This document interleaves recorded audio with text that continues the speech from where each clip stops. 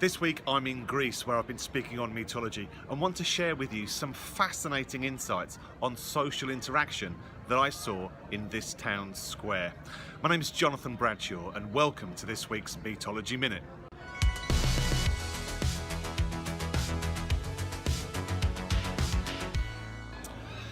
Yes, this week I'm welcoming you to Thessaloniki in Greece, where, as I said, I'm speaking on Meetology. A few weeks ago I was in Moscow. You might remember the blog from the bus stop in Moscow. And this week's is a similar vein, because yesterday I hired a bike. You can see a few bikes behind me. I hired a bike from just outside the hotel I'm staying at, went down the waterfront here in Thessaloniki to Thessaloniki's square. It's a lovely civic square where lots of people meet. Very grand. I sat there just for maybe 20 minutes, and I love watching people, like I'm sure you do. And there was something fascinating going on.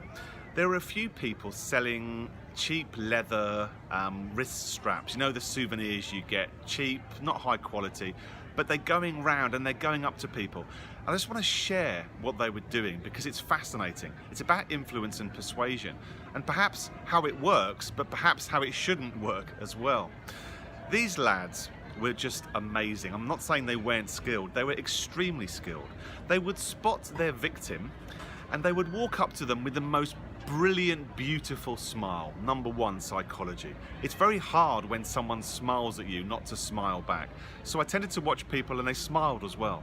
Then they would put their hand out and extend a greeting, as if they were old friends. And again, if someone puts their hand out to shake your hand, it's very difficult, you try, it's very difficult not to also extend your hand too. And then, imagine someone trying to steal your watch, a pickpocket. They might wrap their hand around your wrist and take your watch away. Well, these guys were doing the opposite.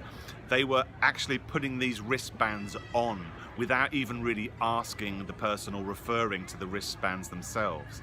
It was really difficult. This person had smiled, made physical contact, and then given them, these victims, the wristband.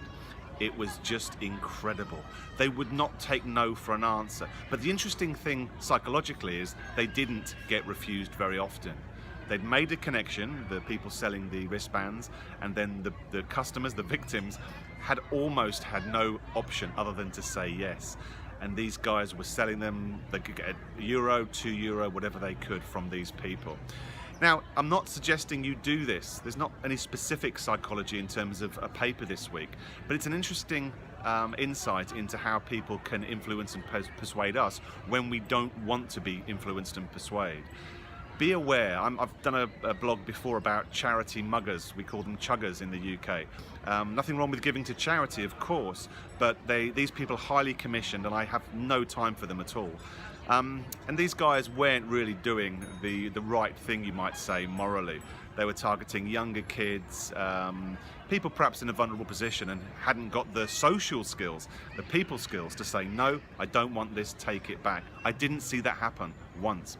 So be aware when you're out and about of these people. They can use a lot of psychology to make sure that we give them money and end up with a piece of old tat that we don't want at all. Unusual this week.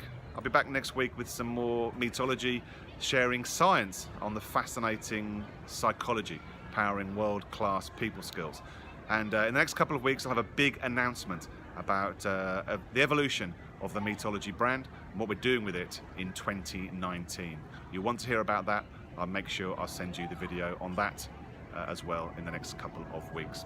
So from Thessaloniki here in Greece, wherever you are in the world, have a fantastic week, and I'll see you in 7 days. Until then, take care. Bye-bye.